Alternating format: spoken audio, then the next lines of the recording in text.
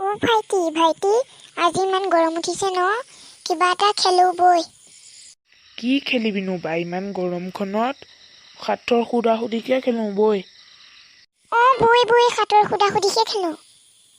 মই তোক প্ৰশ্ন এটা সুধিছোঁ দেই বা সাঁথৰ এটা।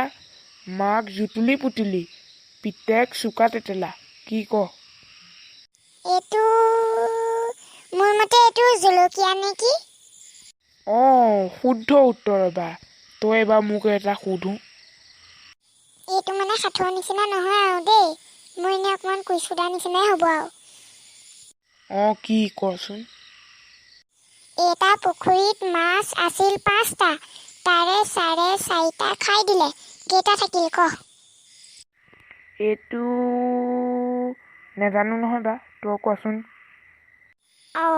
পুখুৰীটোত আছিল মাছ 5টা, তাৰে স্কুলৰ ছাৰে 4টা খাই দিলে, আৰু এটাহে থাকিল পুখুৰীত মাছ। মানে কথাটো এইটো। মই তোক এতিয়া সাঁথৰ এটা সুধিম ৰবি। কি সাঁথৰ কচোন, মই এইটো এনেও পাৰিমেই। তই যে মোক যে এতিয়া কুইজ সুধিছিলি, মই তোক এতিয়া কুইজ সুধিম। পৃথিৱীৰ আটাইতকৈ বুদ্ধিয়ক মাছটোৰ নাম কি? এইটো কোনে নাজানেনো, এইটো ডলফিন আকৌ। মানে তই চব জান হয় নাই? এইবাৰ এটা সুধিম, এইটো তই কোনো পধ্যে নোৱাৰ। সকলোতকৈ তীব্ৰগতিত ওখ হোৱা বৃক্ষডালৰ নাম কি? তই ইমান ইজি প্ৰশ্নটো সুধিছ, এইটো বাঁহ গছ আকৌ। চেলা, মই নাজানো বুলি ভাবিছ হা?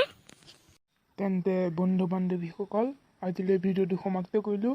যদি ভিডিঅ'টো চাই ভাল পালে লাইক কৰিব, শ্বেয়াৰ কৰিব, কমেণ্ট কৰিব আৰু ছাবস্ক্ৰাইব কৰিবলৈ নাপাহৰিব দেই। তেন্তে বাই বাই।